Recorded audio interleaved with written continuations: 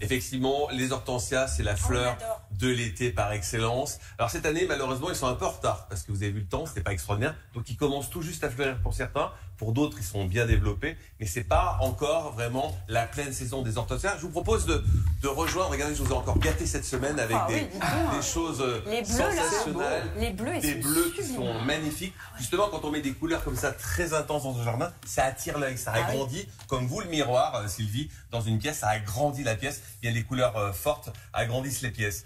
Alors, il y a plusieurs types d'hortensias. Il y a des hortensias qui sont à la fois boules, il y a des hortensias à tête plate, il y a des hortensias paysagers sous forme conique, et on peut les avoir même sur le balcon aujourd'hui. Pour les balcons. Pour les balcons, parce que ça pousse très très bien, sauf qu'il faut un pot de 30 cm par 30 cm, et ça c'est le minimum pour avoir un hortensia en pleine forme sur un balcon. Un hortensia bleu, Philippe, par exemple. Un hortensia bleu. Il est beau. Pourquoi généralement ils sont bleus? Parce que le sol a un pH inférieur à 7, c'est-à-dire un sol acide. Si vous n'avez pas un sol acide, c'est très difficile d'avoir un hortensia bleu, sauf si vous mettez de l'ardoise pilée au fond d'un trou. Donc, pardon, l'anecdote de le trou de la pièce de monnaie, je sais pas quoi, dans la terre pour faire changer la couleur. Ouais, alors non, la pièce de monnaie, ça va pas faire beau. La pièce de monnaie en cuivre, par exemple, dans un vase, c'est très bien parce que ça tue les bactéries. Mais pour avoir vraiment du bleu dans un hortensia, c'est plutôt de l'ardoise pilée. Ou vous achetez un produit qui s'appelle le bleu de France, vous mettez dans votre arrosoir, tout simplement on arrose et ça devient bleu. Mais ils redeviendront roses l'année suivante, donc il faudra réitérer cette opération.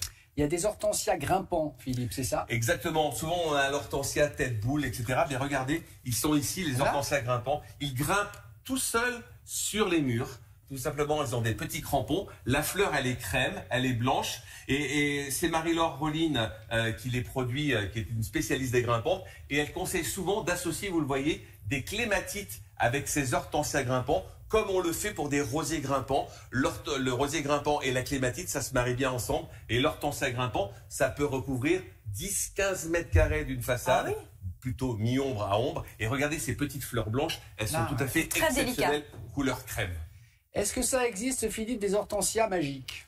Oui, ils sont là, regardez, c'est ceux-là, tout ça. On les appelle des magical. Pourquoi? Parce qu'ils ont 150 jours de floraison ininterrompue. C'est une variété particulière.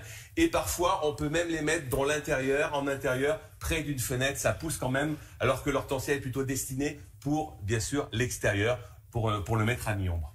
Hortensia paysage ou paysager, ça se dit, hortensia paysager, regardez, c'est ceux-là, vous savez, c'est ceux qui sont plus costauds que les macrophylla. Alors, ils sont en début de floraison, malheureusement, parce qu'on est un peu en retard. Ça fait, vous savez, des gros cônes, plutôt blancs, crème, qui font parfois 30-40 cm de hauteur.